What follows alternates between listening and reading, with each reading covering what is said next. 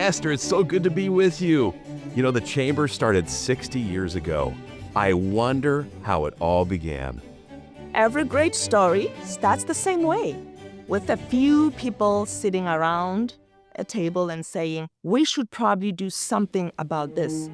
A handful of business leaders, a big idea, and a lot of confidence. And on August 25th, 1966, they actually did it, which is impressive because most ideas don't make it past the coffee table or the tea table for some of us. And yes, I've been ready to tell the story since 1966. Just kidding, I wasn't even born yet. So tell us about the first board meeting. Imagine this. Hotel Paloma. Peter, Evelyn, Harry, Robert, and Walter burst open the door. Robert proudly proclaimed, let's start the chamber. And Peter said, how did your horse find parking in Old Town? It's packed. This is the first board meeting. Look at them. Very serious, in a tie, in a suit, very focused, a lot of nodding. Well, the chamber is now officially incorporated, and at the time it's called the Temecula Chamber of Commerce. Simple, practical, very on brand for 1966. Someone probably said, this name makes sense, and everyone agreed. But 10 years later, they realized something important. This wasn't just about Temecula anymore. The whole valley was growing. So in 1976, they changed the name to the Temecula Valley Chamber of Commerce, which honestly was the right call. That name held up. Now, let's talk about Bill Hacker. In 1981, Bill becomes chairman of the board, with a typewriter, a phone, and volunteers who believed in what they were building. The chamber grew from 69 members to 650 in just 5 years. And one day, he opens the newspaper, and there it is!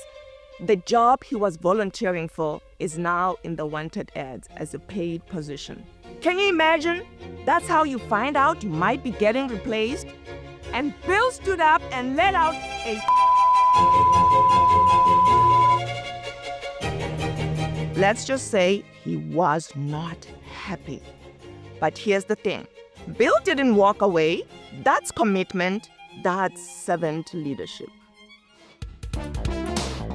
Now, we're in 1989, and Temecula is becoming a city. And the residents get to vote on the name, which is a bold move. The options were Rancho Temecula, Rancho California, and Temecula. And apparently, Baja Murrieta tried to sneak in. Wait, did you say Baja Murrieta? The final choice is Temecula. Strong, simple, correct. Old traditions, new opportunities. After that, things moved fast.